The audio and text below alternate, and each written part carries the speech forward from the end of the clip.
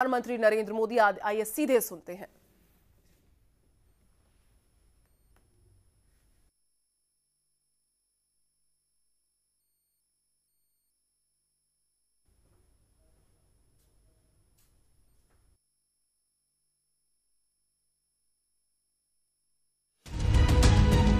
मार्च के महीने में बेमौसम की बारिश और ओलावृष्टि ने देश के किसानों की कमर तोड़ दी। आप सबको नमस्कार।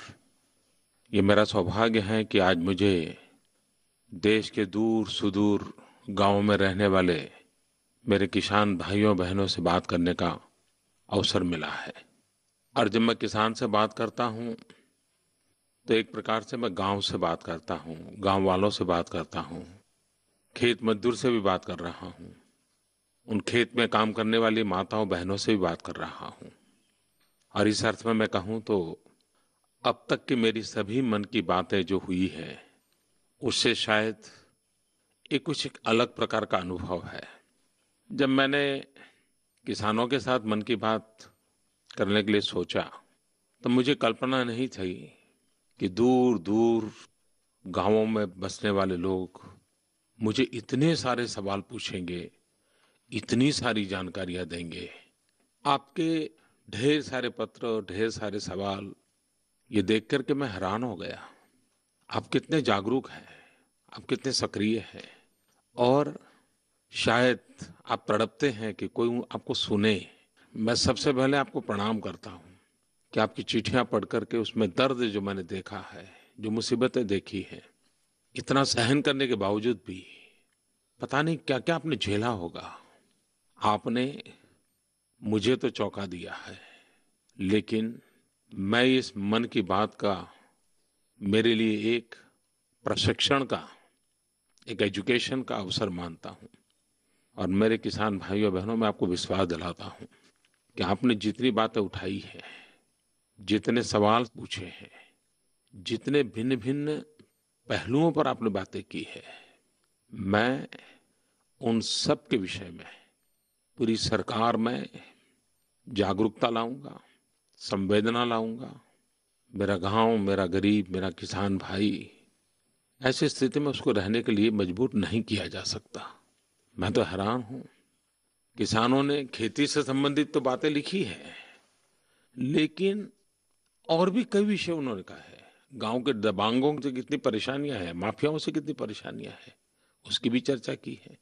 प्राकृतिक आपदा से आने वाली मुसीबतें तो ठीक है, लेकिन आसपास के छोटे मोटे व्यापारियों से भी मुसीबतें झेलनी पड़ रही है। किसी ने गांव में गंदे पानी पीना पड़ रहा है, उसकी चर्चा की है।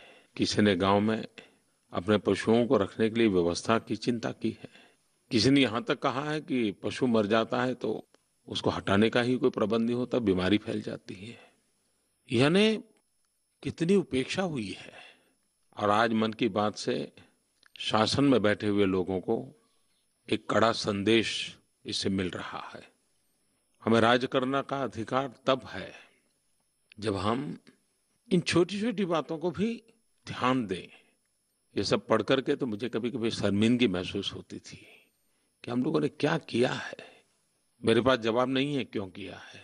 हाँ, मेरे दिल को आपकी बातें छू गई हैं। मैं जरूर बदलाव के लिए प्रामाणिकता से प्रयास करूंगा और उसके सभी पहलुओं पर सरकार को जगाऊंगा, चेताऊंगा, दौड़ाऊंगा। मेरी कोशिश रहेगी, मैं विश्वास दिलाता हूं। मैं ये भी जानता हूं कि पिछले वर्ष बारिश कम हुई तो परेशानी तो थी ही थी। इस बार बेमौसमी बरसात हो गई, ओले गिरे। एक प्रकार से महाराष्ट्र से ऊपर सभी राज्यों में ये मुसीबत आई और हर कोने में किसान परेशान हो गया। छोटा किसान जो बेचारा इतनी कड़ी मेहनत करके साल भर अपनी जिंदगी गुजारा करता है, उसका तो सब कुछ तबाह हो गया है। मैं इस संकट की घड़ी में आपके साथ हूं। सरकार के मेरे सभी विभाग राज्यों के संपर्क में रह करके स्थिति का बारीकी से अध्ययन कर रहे हैं। मेरे मंत्री भी निकले हैं, हर राज्य की स्थिति का जायजा लेंगे। राज्य सरकारों को भी मैंने कहा है कि केंद्र और राज्य मिलकर के इन मुसीबत में फंसे हुए सभी किसान भाइयों बहनों को जितनी ज्यादा मदद कर सकते हैं वो करें। मैं आपको विश्वास दिलाता हूं कि सरकार पूरी संवेदना के साथ आपकी इस संकट की घड़ी में आपको पूरी तत्परता से मदद करेगी। जितना हो सकता है उसको पूरा करने का प्रयास किया जाएगा। गांव के लोगों ने, किसानों ने कई मुद्दे उठाए हैं। सिंचाई की चिंता व्यापक नजर आती है। गांव में सड़क नहीं है, उसका भी आक्रोश है। खाद की कीमतें बढ़ रही हैं, उस पर भी किसान की नाराजगी है। बिजली नहीं मिल रही है। किसानों को ये भी चिंता है कि बच्चों को पढ़ाना है, अच्छी नौकरी मिले, ये भी उनकी इच्छा है, उसकी भी शिकायतें हैं। माताओं बहनों भी गांव में कहीं नशाखोरी हो रही है, उस पर अपना आक्रोश जताया है। कुछ ने तो अपने पति को तम्बाकू खाने की आदत है, उस पर भी अपना रोष मुझे व्यक्त करके भेजा है। आपके दर्द को मैं समझ सकता हूँ। किसान का ये भी कहना है कि सरकार की योजनाएं तो बहुत सुनने को मिलती हैं, लेकिन हम तक पहुँचती नहीं है। किसान ये भी कहता है कि हम इतनी मेहनत करते हैं, लोगों का तो पेट भरते हैं, लेकिन हमारा जेब नहीं भरता है, हमें पूरा पैसा नहीं मिलता है।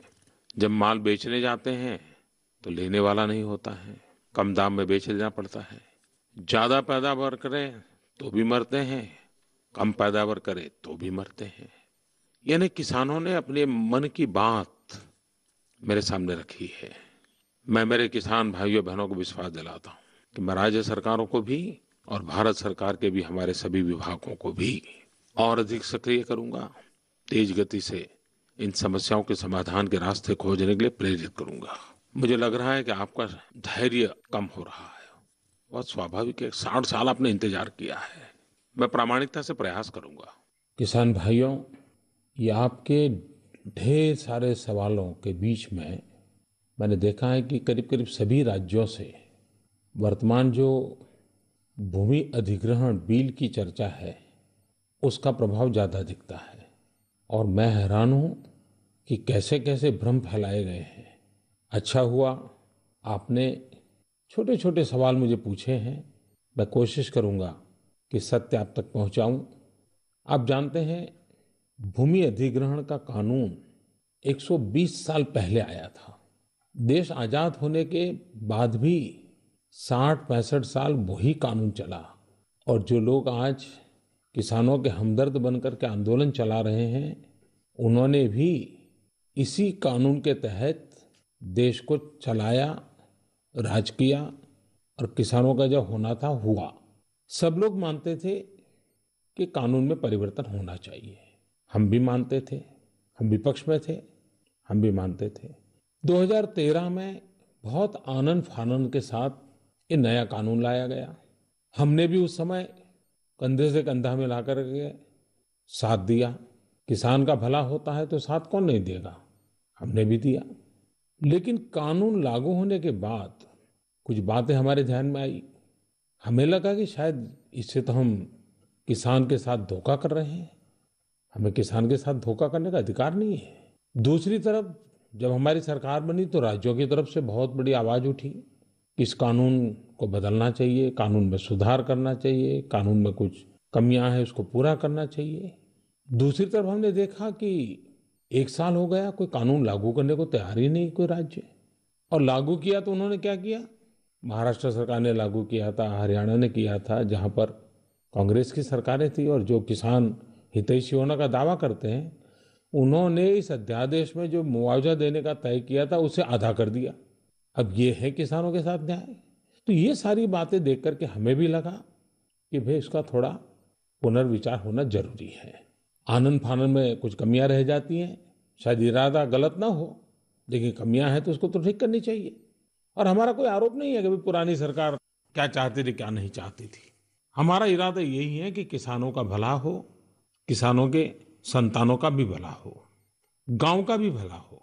और इसलिए कानून में अगर कोई कमियां हैं तो दूर करनी चाहिए।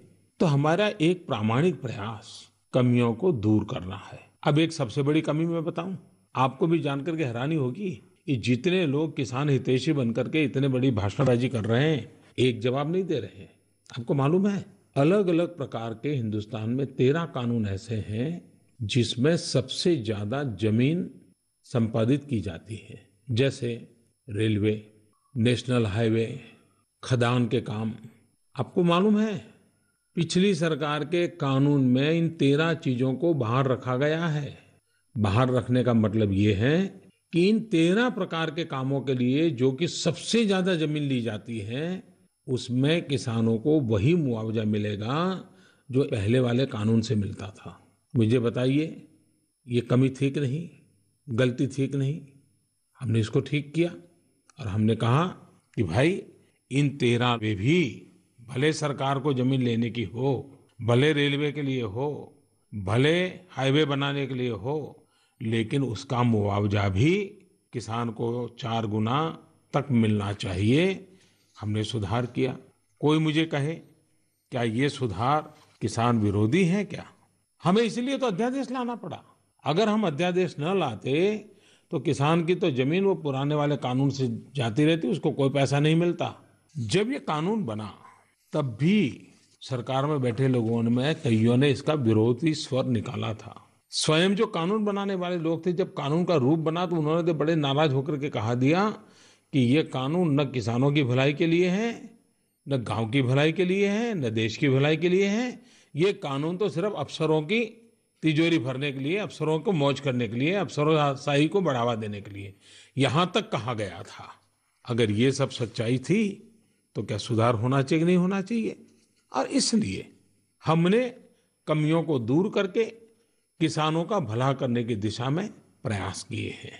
सबसे पहले हमने काम किया, 13 कानून जो कि भूमि अधिग्रहण कानून के बाहर थे और जिसके कारण किसान को सबसे ज्यादा नुकसान होने वाला था, उसको हम इस नए कानून के दायरे में ले आए ताकि किसान को पूरा मुआवजा मिले और उसको सारे हक प्राप्त हो। अभी एक हवा ऐसी फैलाई गई कि मोदी ऐसा कानून ला रहे हैं कि किसानों को अब मुआवजा पूरा नहीं मिलेगा, कम मिलेगा। मेरे किसान भाइयों बहनों, मैं ऐसा पाप सोच भी नहीं सकता हूं। 2013 के पिछली सरकार के समय बने कानून में जो मुआवजा तय हुआ है उसमें रत्ती भर भी फर्क नहीं किया गया है। 4 गुना मुआवजा तक की बात को हमने स्वीकारा हुआ है। इतना ही नहीं, जो 13 योजनाओं में नहीं था उसको भी हमने जोड़ दिया है। इतना ही नहीं, शहरीकरण के लिए जो भूमि का अधिग्रहण होगा उसमें विकसित भूमि 20% उस भूमि मालिक को मिलेगी ताकि उसको आर्थिक रूप से हमेशा लाभ मिले। ये भी हमने जारी रखा है।